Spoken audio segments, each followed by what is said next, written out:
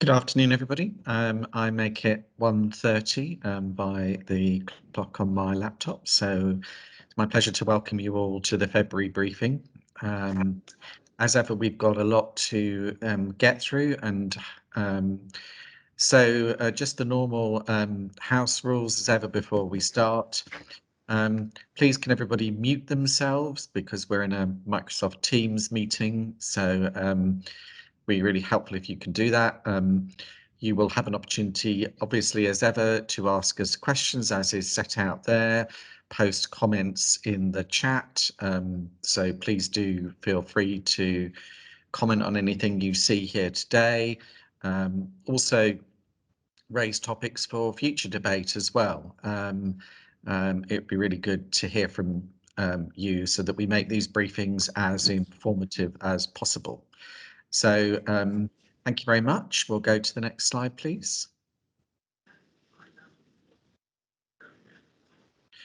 So today we're going to talk about a number of different things.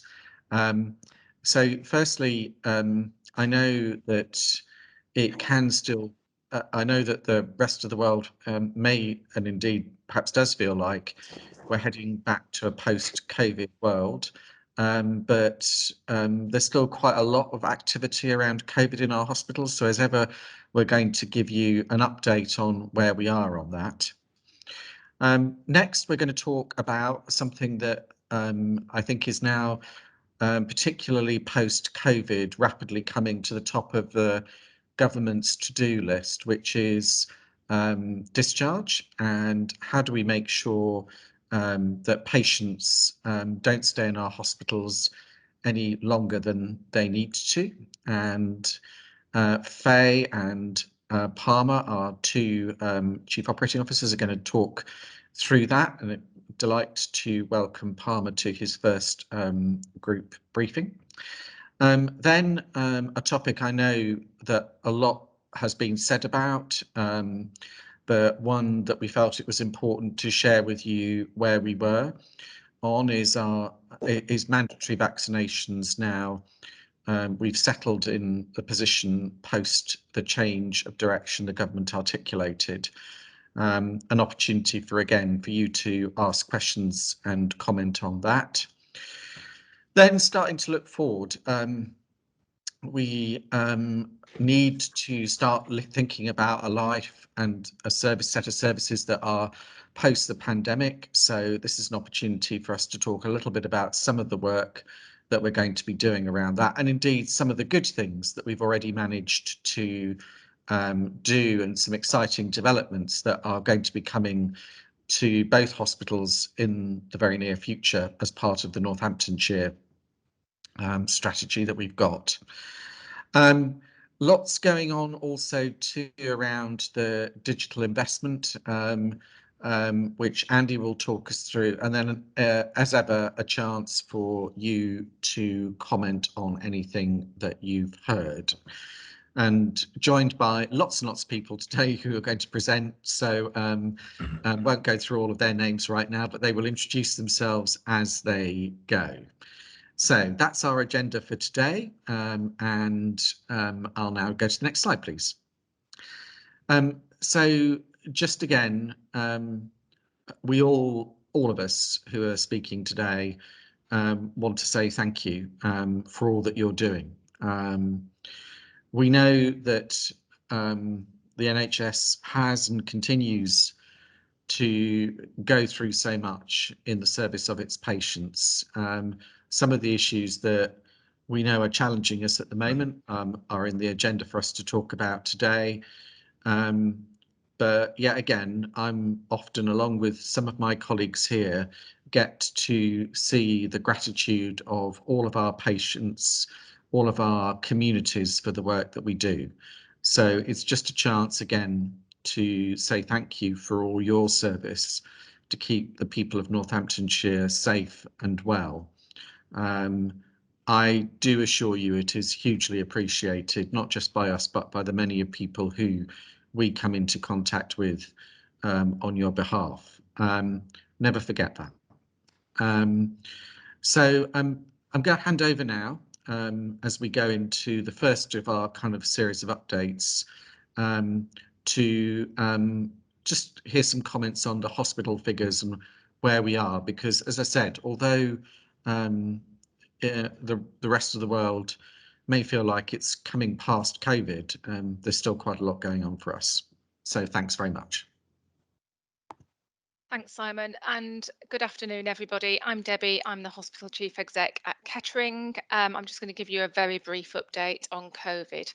So, as you can see from the slide, we have currently got 159 COVID positive patients in our hospitals across the group. Only 2 at the moment are in ITU. So what that tells me is that the patients that are coming in are clearly not as acute as they were during the first couple of waves. Numbers of COVID patients are still high, and as you can also see here, both organisations are operating at the highest level of operational escalation, excuse me, which is OPAL 4. And that's because, not so much because of the amount of COVID patients that we've both got, but more that we are admitting more patients than we are currently discharging. So all of our beds are currently full. You can see the forecast on the graph at the bottom of the page. So this is the normal graph, which shows you the forecast as we move through February and into March. It's quite variable, the forecast. So at the moment, it looks as though worst case, we will still continue to see an increase in COVID inpatients and the beds that are needed. But the very thin blue line through the turquoise bubble is the most likely case and the best case, which shows a very small decrease as we go into the next month and a half. So COVID is still with us. We still have to be really careful, continue to look after each other, make sure that you're using PPE correctly.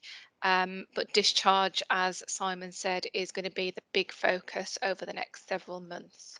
So I will stop there now, and I think I'm handing over to Faye and Palmer at this point. Thank you.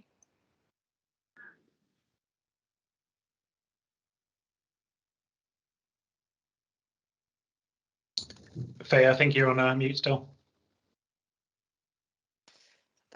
Error. Good start. Thank you, everyone. Thank you, Debbie. So like many organisations, bed capacity and timely discharge is a challenge, and KGH and NGH pretty much face this challenge on a daily basis. Nationally, discharge is seen as a priority, and last week a national task force headed by Leslie Watts, who is the Chief Exec of the Chelsea and Westminster Hospital in London, was launched. As a group, we've been approached to be part of the initial programme of work, which is great news and will allow us to build on the work which is already happening across all of our hospitals. There are 2 key objectives within this programme. The first is to reduce length of stay, and the second is to reduce our bed occupancy, which across both KGH and NGH is high, and as we've already discussed, we're on OPAL 4 today, so we are experiencing some pressure. What this will do by focusing on these 2 priorities will enable us to have sufficient bed capacity for both our emergency and our elective surgical patients. Some of these patients have been waiting for some time for their surgery. Last week, Leslie visited both of our hospitals, and she was really impressed by the work that we've already got underway in terms of discharge. She also commended the teams on the transparency and the enthusiasm that she saw last Wednesday. Next slide, please. I think it's fair to say that there is a significant amount of work going across the group on discharge with the ICON programme, and we've also got partners in from Newton helping our teams take discharge initiatives forward. The benefit, though, of being part of the national programme means that we will gain some extra support for taking some of the initiatives forward at a faster pace. On the slide, you'll see a number of initiatives that are already happening across the organisation. So effective board rounds, for example, is happening on both sites. Both sites have arranged multi-agency or MAID events, which has involved having partners on the sites, going through all of our discharges and our patients to try and get people out quicker, those patients that don't need to be in hospital. Frailty SDEC is also embedded on both sites, along with virtual frailty ward, which is also being piloted at NGH. And we've also seen some new ways of working with our discharge team, where they've been moved to the front door to target complex patients that will need support when they go home. These are just some examples of the good and excellent work that our teams are already working on across the two sites. Palmer, did you have anything else to add? Yeah, so just to say hello and just a big thank you to everyone. My welcome, those both at Kettering that I've met and at Northampton. It's been really warm, and I think the level of care here is really outstanding. I think the point in this work is not to drive targets. We're really keen that actually it's the best thing for our patients. Got a lot of people here who don't need to be here. It's the wrong place for their family. It's the wrong place for our loved ones if they want to be here. I think we've got to frame it in that point of view. And I've been working with Faye already in the last week really well. We've got a lot of support from the national team. Les and the team are really complimentary at both sites. So I'm really pleased this arrives at a really opportune moment just as I arrive, so we can try and benefit from it. That's all.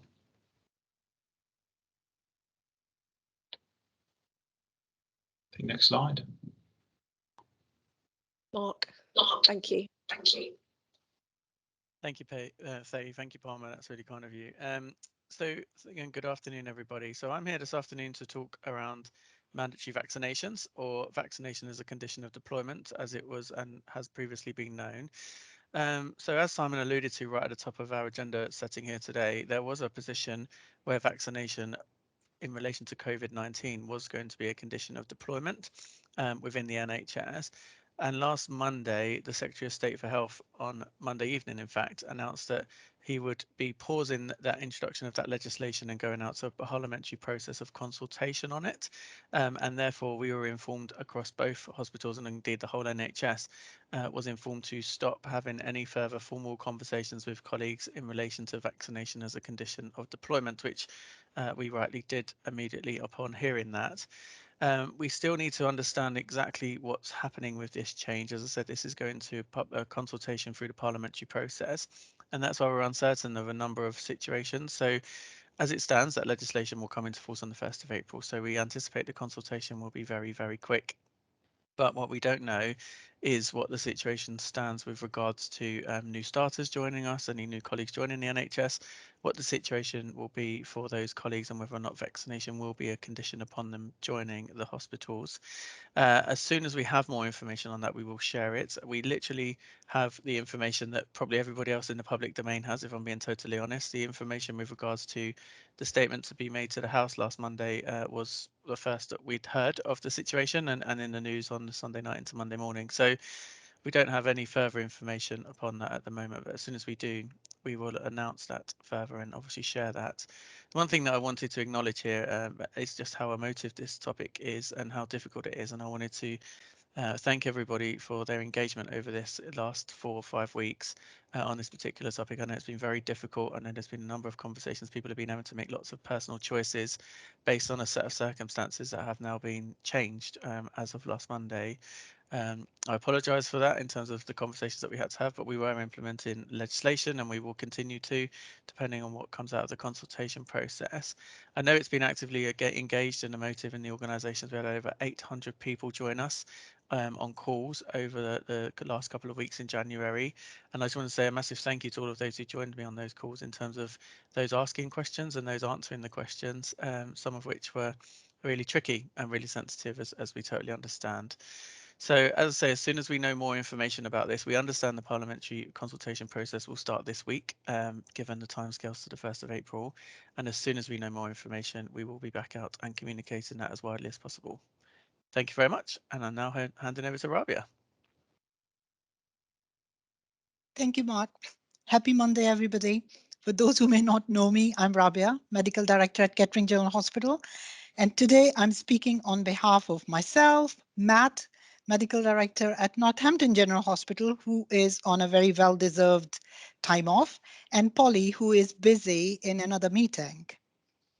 So early last year, we made a commitment as a group to deliver excellence in everything we do as part of our group strategy.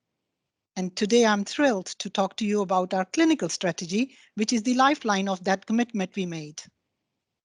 And we know that our compelling case for change was based on tackling some of the existing challenges we have across not only both the trust but the county, but more so and more importantly, creating a bright and brilliant future for our patients and our staff. So the group clinical strategy actually outlines an overall framework of how we will be working together across the group and with our system partners. And the strategy is a reflection of our ambition. Now that ambition has been approved by the board now, which is great. And this is a start of our journey to excellence.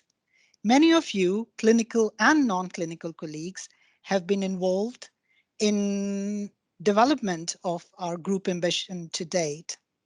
And in coming days, weeks, and months, myself, Matt, and Polly will be reaching out to you with our teams on seeing how we can work together with you, with our patients, all stakeholders, and with our system partners to develop it further and to work out the final details. Can we go on to the next slide, please? So our strategy actually outlines that how we will be turning our ambition into reality by initially focusing on, but not limited to, the 4 areas. And first and foremost is making care pathways seamless and exceptional for our patients and communities. We'll be working with our system partners in doing so. Secondly, capitalizing on our existing strengths and talents, developing centers of excellence in specific services. Centers of excellence will be based in one of the 2 trusts, but it will be served by the expertise from both the trusts and accessible to patients across the county. Isn't that great? And I'm delighted to say that our first 2 centers of excellence are Northamptonshire Center of Excellence for Cancer in NGH, and Northamptonshire Cardiology Center of Excellence based in Kettering General Hospital. Great things are happening already in progressing these centers of excellences. And I won't do the spoiler because you will hear in next couple of slides what's lying ahead. So the third priority area is protecting our elective capacity. We all know when going gets tough, like today, unfortunately, operational pressure trumps elective. We must eliminate these disruptions, and that will be our focus as well. And last but not the least, is the focus on maximizing opportunities, our academic link with University Hospital of Northamptonshire brings. In 2 main avenues, teaching and training and research and innovation. And we know that return on these areas is massive in terms of improving patient care, attracting and retaining staff, and giving us the competitive advantage while tapping on the selective pool of talent that lies out there. And I'm thrilled to tell you that we've already started our academic appointments, and we've appointed our first associate professor with highly acclaimed research background in patient safety and learning, and he starts on 1st of March. So I just wanted to say thank you to all of you for your efforts and feedbacks to get us this far. But like I said before, in coming days and weeks and months, we will be getting back in touch with all of you to work out further development and finer details. Thank you. And I'm just going to hand over to Dan. Thank you, Rabia. So I'm Dan Swarbrick. I'm a consultant cardiologist here at Kettering Hospital, and my specialist interest is cardiac imaging. I'm going to talk about what was only just last week approved by the Trust Executive Board, which is the purchase and installation of a new cardiac MRI scanner and an attached preparation and treatment area. This is a tremendously exciting development for cardiology, but for the Trust as a whole. Before I talk about that in particular, just to give a broad brush overview of where cardiology has been going as a speciality over the past few decades, the big move, in my opinion, has been from the invasive assessment of cardiac conditions to non-invasive imaging assessment. If you were referred 40 years ago with some chest discomfort to a cardiologist, there were only two real ways that could be assessed. One of them was with a stethoscope, and that's still used, tried and trusted. The other way was with an invasive coronary angiogram, where you go into the heart, wires and tubes, and inject dye down the coronary arteries and take pictures of them with an X-ray, which is accurate and you can see them, but it's invasive and it's got a risk of complications, and things do sometimes go wrong. Over the past 40 years, we've had, first of all, cardiac ultrasound echo, which revolutionized our assessment of valve disease. But more recently, over the past 10 or 20 years, cardiac CT, and probably the cutting edge of cardiac imaging, which is cardiac MRI. And it's a beautiful technique that allows you to view the heart in any plane at all that you want in real time, and look at scarring and look at fibrosis. And it's revolutionized our assessment of all cardiac conditions. We've been doing it at Kettering so far on a mobile scan, which you might have seen outside the treatment centre. And it's allowed us to go from nothing to scanning 1,000, 1,400 patients per year. It's given us a real good toehold on this imaging technique, but it's reached its limits. And the problems with it are, first of all, it's isolated, which has implications for patient safety. It means that if a patient has a complication while they're having the scan, while we're giving one of the stress drugs that we use to assess the heart, it's difficult for them to get out, and they're isolated from the crash team, they're isolated from the coronary care unit. The other issue is capacity. This is a really important technique, but because it's isolated from where we prepare the patients, we can only do a certain number of patients per hour, and we're below other centres in what we can offer in terms of how many patients we can scan. That's where the new scanner comes in. Rather than being isolated from the hospital, it's going to be attached directly to CCU with direct access to and from the main part of the hospital. We'll be able to more than double the number of patients that we scan, so far more will have access to this technique, and we'll be able to do that rather than invasive assessment. And the extra space that we'll have will allow us to do more types of scans, and particularly research, which supports the Trust academic strategy. And finally, the fact that we can non-invasively assess cardiology patients rather than having to send them to the lab is going to free up our lab space. And there's all kinds of exciting projects and ideas in line for what we could do with that lab space, from setting up AF treatment services, ablation, even a TAVI program. So it supports our patient experience, it's safer for them, and it allows us to branch out into much wider areas of cardiology, and supports our research program, which is a key part of our ambitions to be a centre of excellence. The scan itself is really nice. I've been down to see it myself. It's a modern, comfortable environment, much more spacious for the patients, and we're really excited to get started on it. The spades are going in the ground over the next month, and we're hoping to have the scanner up and running May to June of this year. Thank you very much.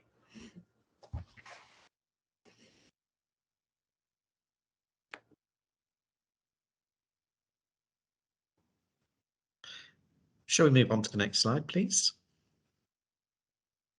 Hi, good afternoon. My name is Liz Summers. I'm the lead cancer nurse at Northampton General Hospital.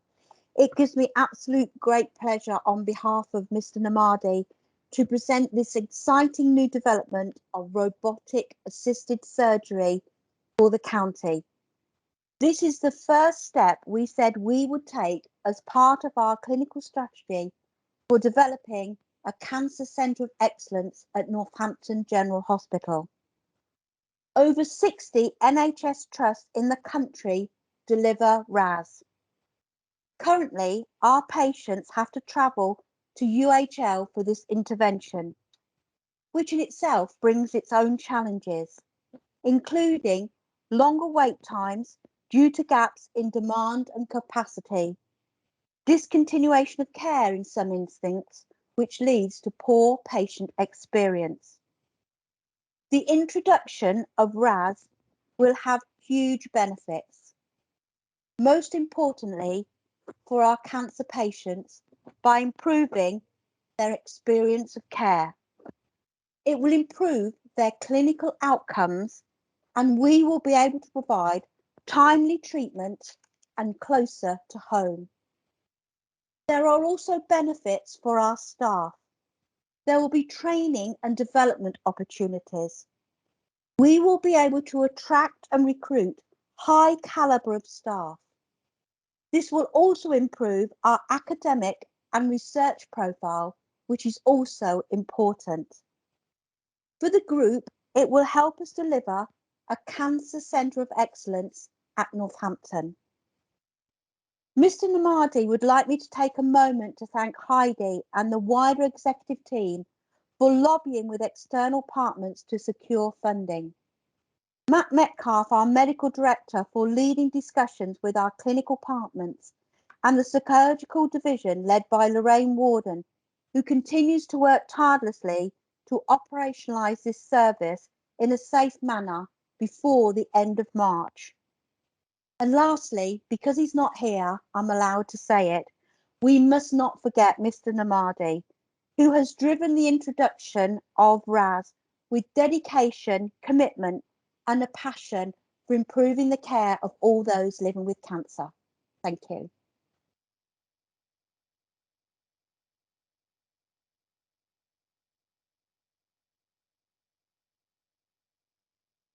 Thank you. Right, so I'll give you an update, and what a great tribute to all the folk who've been involved in getting the robot over the line. Well done to all. So I'm just going to give you a bit of an update on the digital position. And for those who don't know me, my name's Andy Callow. I'm the Group Chief Digital Information Officer, and it's great to talk to you this afternoon. Many of you know we've got a really ambitious digital strategy in place, and I've talked about it a number of times. And I talk about the impact on patients, the impact on clinicians, and the impact on staff.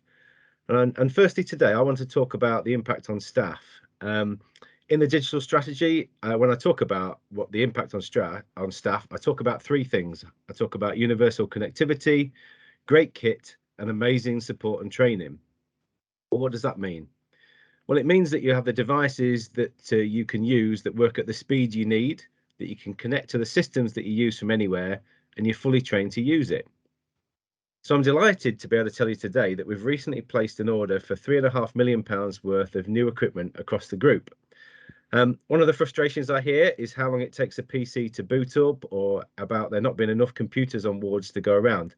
And I do know at least one desktop machine across our group that is 7 years old. So we look forward to getting rid of that. But as we deliver on all the aspects of our group digital strategy, such as moving towards a group electronic patient record and having access to actionable insight when it comes to data, that's no good unless you've got the right kit in your hands to do so. So over the next 12 months, we'll be rolling this kit out, prioritising the slowest kit and ward areas first. And that will be a big step forward. And this, coupled with the refreshed rolling replacement programme for the group, it'll be a really big step forward in the experience you have of the kit you use every day, and importantly, be that great platform to build on as we introduce new systems and services. If I can have the next slide, please. But as I talk about new services, it's not all about just the stuff in the future. I'd just like to take the opportunity to talk about some of the things that have already happened, that have been delivered over the last few months, and then I'll go on to talk about what's to come. And one thing I want to note is that you'll see increasingly a number of items on here that we're doing across the group, really delivering on that once for both mantra that I'm keen that we do so, because there's so many benefits of doing things once that benefit our patients across both organisations. And some examples of that, of where we started to share out the Power BI dashboards, giving staff access to the latest tools when it comes to data visualizations, and you'll certainly see more of that over the next few months. And our board of experience using the integrated governance report and this recent board cycle. The IT service desks at each trust are now both using a common tool, which allows online ways to log a support call. It doesn't take away the telephone call, but it gives you another way of doing it. But what this will do is give us greater visibility of issues that are affecting both trusts and prioritise those accordingly. And really, I hope that will give some great benefits overall. And then it's also worth mentioning, we successfully bid for about £10 million worth of funding for digital schemes, known as TIF, or the Targeted Investment Fund. You'll hear those words around, and that's about supporting elective recovery. We've not got time for me to talk about that today, but Becky Taylor, the Group Director of Transformation, and I look forward to providing an update next time on the different tools that are being introduced that will really benefit outpatients in particular, but other areas of the hospital. Can I have the next slide, please? And I'll just say a few words about future programmes. You'll be delighted to hear that we're working on single sign-on, I'm sure. I think the record I've heard is 42 logons that one clinician has to use. And we're going to be working to reduce that. And certainly that's one of the commitments in the group digital strategy to move to a single logon. As you may know, we've got over 220 clinical systems across our group, so it will take some time to get to that zero, but this summer we will have piloted some potential solutions and give us the foundation to start chipping away at those. Also worth noting that we're going to do the upgrade of Vital Pack at NGH over the next few months. We've got a bit behind the current version of the software, and so we're doing that work to be using the same version across the group and really using the best all the functionality that software offers us. We're preparing for the rollout of EPMA at NGH. This is the much anticipated approach to improving medicine administration and prescribing, removing the current paper processes that cause so much frustration and, let's face it, the associated risk. So really excited about the prospect of that. We're in the process of removing Office 2010. Yes, that really is 12 years old, and upgrading us all to Office 365. Many of you have already started to experience that. And that will make sure that we're all using the most up-to-date version of the Office suite, and that will help us collaborate on live documents and all the security benefits that brings. And finally, one milestone that was mentioned on the previous page is that KGH has hit 50% of all inpatients having scanned electronic records. This means that the records are instantly available rather than needing to wait for the paper records to arrive, which, as we know, can sometimes take up to 48 hours. And we expect that number to get to about 100% by April. And also worth noting is NGH are progressing well to commence a similar programme later on this year, which will use the same tool, which will support viewing records from either trust. So again, once for both, benefiting our patients. So we know we've got a long way to go to achieve the ambition of being the most digital hospital in England, but I hope you'll agree with me that we are making progress, and I'm really excited about the year ahead and what this means in terms of improvements to staff experience and in turn to the care we can provide to our patients. And thank you. I'll hand you back to Simon. Thanks, everybody. Really good to see those updates from everybody. So we can drop the slides now. I'll just keep the chat up. So this is a town hall type meeting. So if people want to ask questions, they are very welcome to. You can ask us a question on anything you like. If we don't know the answer, we will come back to you. That's the deal, but your questions are very welcome. But as we start, just to warm up the questions, I'll just refer to a couple of things that have come out in the chat. So the first question that came up in the chat was, I'm going to ask maybe Rabia to start us off with this. It was actually on clinical academic appointments. And great to hear that we've made some progress, but I think there was a question about how did we ensure those are not just medical appointments. Rabia, perhaps you'd like to comment on that. Thank you very much, Simon. Yeah, it's a very valid question, and I can absolutely assure that it's all disciplines, as I said in the chat as well, who will be and are not only for academic appointments, but also in the area of teaching and training for all the students, not just medical students. So certainly we've got pharmacy and physiotherapy, nursing, and health scientists. And in addition to that, so yeah, absolutely. Our academic board has got representation from all disciplines as well, where we look at what's the demand and what lies ahead. So yes, definitely not medical.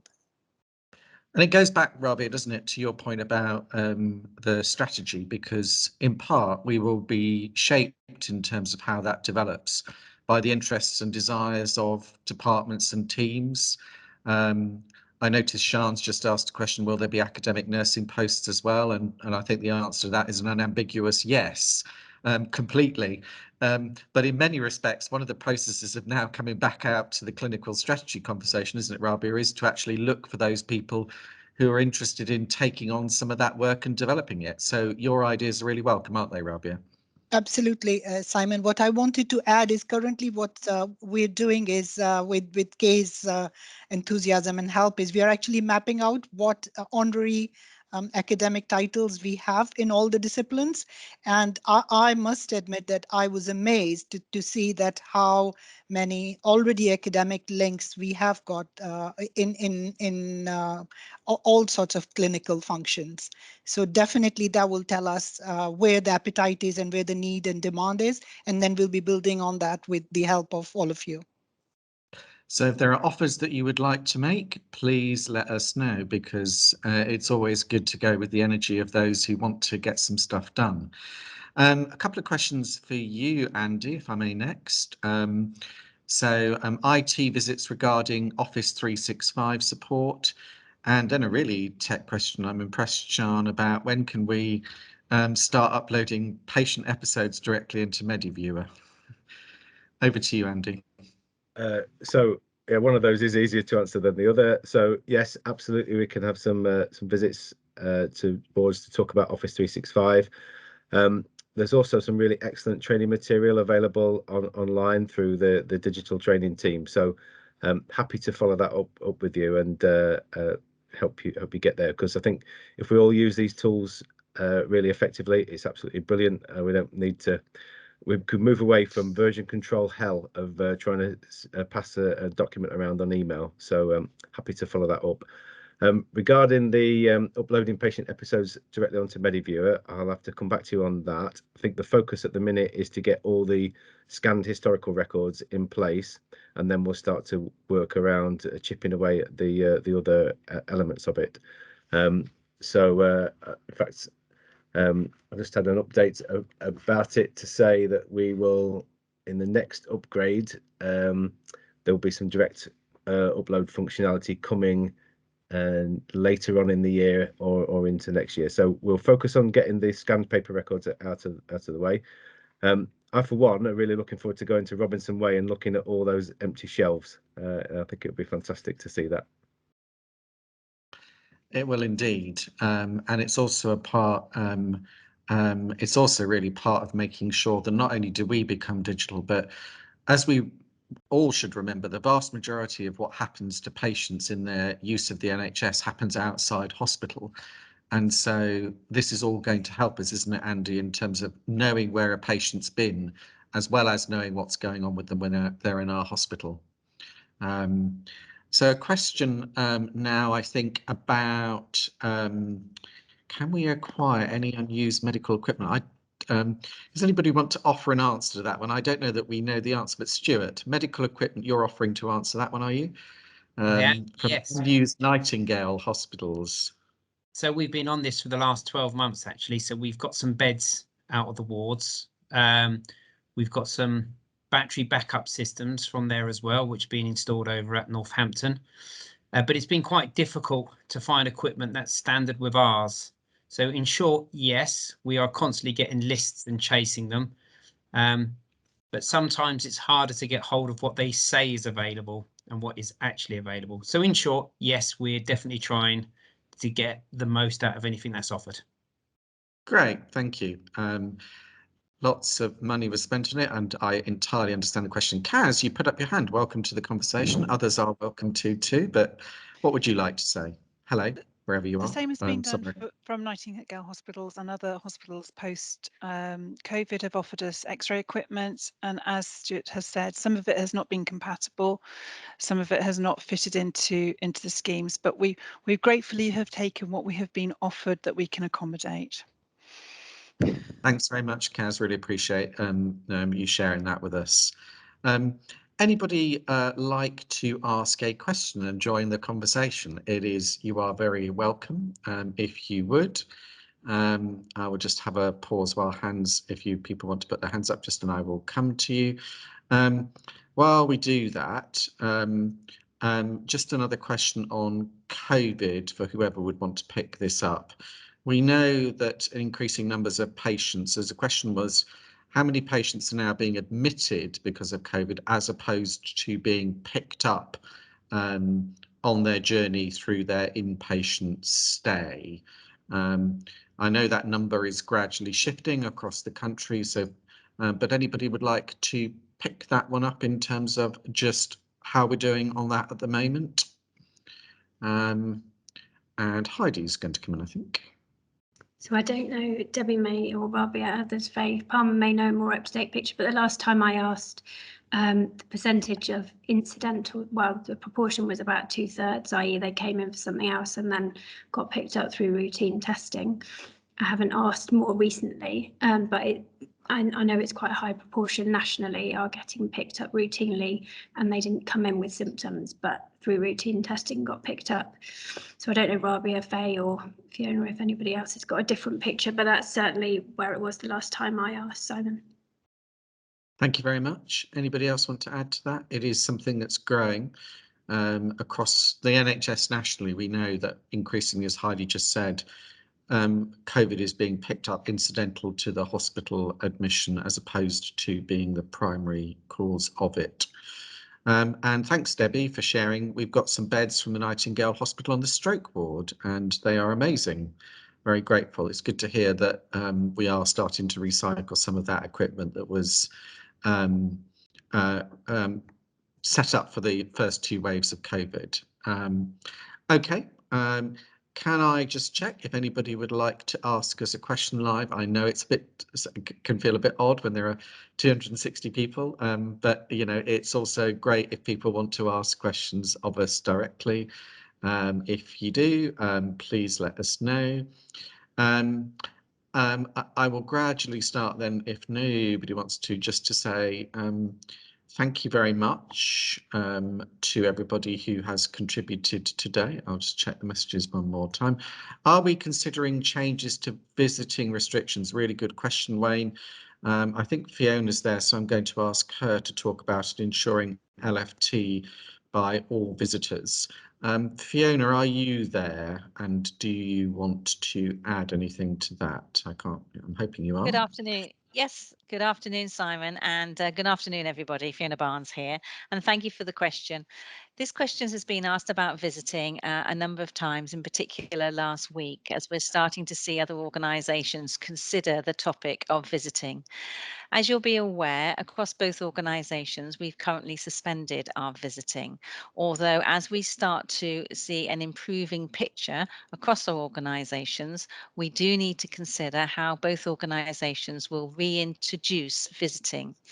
And this will probably be in a staggered approach, working together, the 2 organisations with our infection prevention team, looking at how we can safely bring visitors back into the organisation. So it's certainly on the agenda, but we haven't defined a time frame at the moment. We clearly want to do that as soon as possible. I think it's important to say that with the number of patients that we've still got in hospital with COVID and what we know about transmissibility of Omicron, we need to balance the need to open up with the need to be somewhat cautious. Polly, what were you going to comment on? I just see you've stuck your hand up. Thank you for joining us. It wasn't about visiting, actually, Simon, but if you're happy, I was going to take the opportunity to do a bit of a plug, actually. So for those of us that have green ambitions and sustainability, as we all should be, I just wanted to give people, all of us, a heads up. There's going to be a competition launching this week, a green team, Northamptonshire Green Team competition.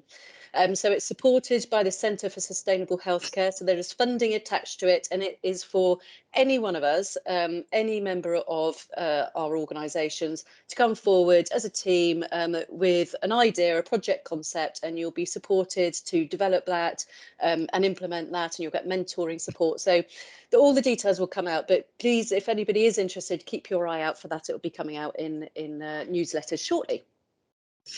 Okay, just picking up now on a couple of questions about estates. A couple people have mentioned litter, both on the NGH and the KGH site, and then somebody talking about the roof leaking on Talbot Butler. Stuart, do you want to comment? And then I'll pick up the broader question on ICB maybe. I'm going to hand over to Mr. Sheed, who's on the call. He can pick up the leaking roof, and I can answer the bit about the rats and the litter in front of the main entrance. So yeah, we'll get our guys on to make sure that's cleared up on both sites. And the rat problem, as horrible that is being dealt with. But Paul, you'll have a better idea about the roof on Talbot Butler, I think, was it? Yeah, I mean, obviously, thank you, Simon. Thank you, Stuart. Yes, it's that time of year, obviously, when we get a lot of access and egress with water coming into buildings, unfortunately. We are working on them as they get highlighted. Obviously, we have an aged estate, and we are endeavouring to address them as we're going through. I will go away and I will come back specifically to you on that for Talbot Butler. Just on the rats and bits and pieces, we are aware of it. We've increased our contractor attendance on that. We have installed some external bins to the south entrance to try and keep up with the amount of rubbish that's coming out of it. So thank you for highlighting. Great. Joe asked a question about how will the new integrated care board affect our group. Wow, Joe, that's a kind of seminar question in its own right, but thank you for the question. Look, I mean, I think my short answer to that is I see the ICB as a kind of huge opportunity potentially, but it's going to take a lot of work to realise that opportunity, I think. We will sit round the table as a partner member in the new board. Alan, our chair, and I will be there, and that gives us a stake in decisions that we wouldn't have previously been a part of, which I think are really important. But it's also, you know, coming back to some of the things that we've talked about on this call, like the issues around discharge. If we're going to change the way patients get discharged from hospital, in addition to all the good work that I know all the teams are doing and Faye and Palmer talked about, fundamentally, my belief is we're going to have to change the system. We're going to have to start thinking very differently about who we employ, why we employ them. So I'm particularly keen to start pursuing things like employing staff to provide domiciliary care services, employing staff to run some of the nursing home beds that we know are out there but are unused. I think these are the opportunities that we need to use the ICB to try and drive forward. Otherwise, quite simply, I just don't think we will change the world and the way our patients experience care enough. So I'm very keen that we do that. It's a huge question, and if it's something of interest, I'm happy to talk about it again at another point. But I think we have to make the ICB practical to the way in which people deliver care and experience care would be my kind of very practical take home. Heidi, you wanted to add something? Yeah, sorry, Simon. So unapologetically, I just wanted to bring something in that we didn't manage to get in the briefing, but it's Race Equality Week this week. There's lots of different things happening on social media, but just to say there is a system-wide event in the space of system discussions that you were just saying, which is NHSP is leading. But if you want to link with EDI teams, NHFT even, if you want to link with each of your EDI teams, they can give you some more information, but just wanted to raise awareness on that. Thank you very much. That's really important to remember that. And just a couple of comments I've seen in the chat from people talking, I think Jan and Michelle. Yep, absolutely right. We know that far too many people in this county, frankly, die in hospital who would probably prefer to die somewhere else. And we know that that's because we don't have palliative care services in the community to the extent that we would want them. We don't have hospices in the extent that we would want them. We also don't have enough hospital at home beds, as you say, Michelle. So I think there is a huge opportunity for us to get into space of expanding those things. And frankly, in my judgment, it's now a necessity, not just a nice to have, because given the demand that we know is out there, if we're going to protect those elective beds, as Rabia talked about, we're going to need to really do that. Just to talk about some of the work, I know, Debbie, you're welcome to talk about it if you like, but we heard at our board in Northampton the massive difference that sort of community service can make. when you deliver a service in the community, it changes lives. And we were enormously privileged to listen to that. I don't know if you want to say anything, Debbie. You don't have to, but if you want to put a plug in for the community stroke team, you are most welcome to at this point, if you would like to. I will really quickly. It's something that's very new and ongoing, but but it's really made a difference in being able to get people back home in their own environment where it's more natural and be able to do their rehab in their home with the equipment round. I mean, it's okay, we can kind of try and do it in the hospital, but that's not where they're going to be. And just getting people out of hospital, which is obviously then it makes their stay shorter. It means they're less likely to pick something up in the acute setting, and it's so much better for their well-being. It's a wonderful scheme, and the first few patients that have gone through seems to have worked brilliantly. It's really impressive. They've come to the ward, done some training with our physiotherapy that are amazing anyway, and yeah, it's just a really amazing idea. It really is. I agree, Debbie. And if I would encourage you to watch our board presentations, or the first bit of the Northampton board, I would really encourage you to watch the first half hour of the Northampton board. Liana, Mel, and other colleagues gave a fantastic presentation about the difference that the service makes, I think, and you've just described it really well, Debbie, so thank you. And in actual fact, one of the things, coming back to your question, Joe, about how does an ICB make a difference? Well, it should make a difference that we fund services like this on an ongoing basis, in my view, because at the moment that service is a pilot. So we really do need to try and make sure that we keep it going and we mainstream it across the county, because stroke isn't just about the excellent quality care that we give people when they have the stroke. What was really humbling, I think, to all of us who heard those stories was the ongoing care that's needed to help people rebuild their sense of identity, purpose, and how they get back control over their lives, which was amazing. So if you get a chance, watch it on YouTube and prepare to be inspired and moved. I think all of us who saw that presentation at the board were felt that way and are really passionate about keeping it going. Okay, I'm mindful of time, so thank you all very much. Do take an opportunity. Some of the things we've just been talking about in services, remember that clinical strategy is there to be shaped by you all. So some of the ideas that I've seen flowing up in the chat, things like the palliative care services, if you're passionate about it, talk about it, because we will try and do the things that actually make a difference, not just on the basis of what we know, but on the basis of what you think are really good ideas. Strategy shouldn't just be about top down, it should be about working with the services and hearing the fantastic ideas that you've all got to help make a difference to patients. So on behalf of us all, can I just end by saying thank you very much. Look forward to seeing you all next month, and have a great week.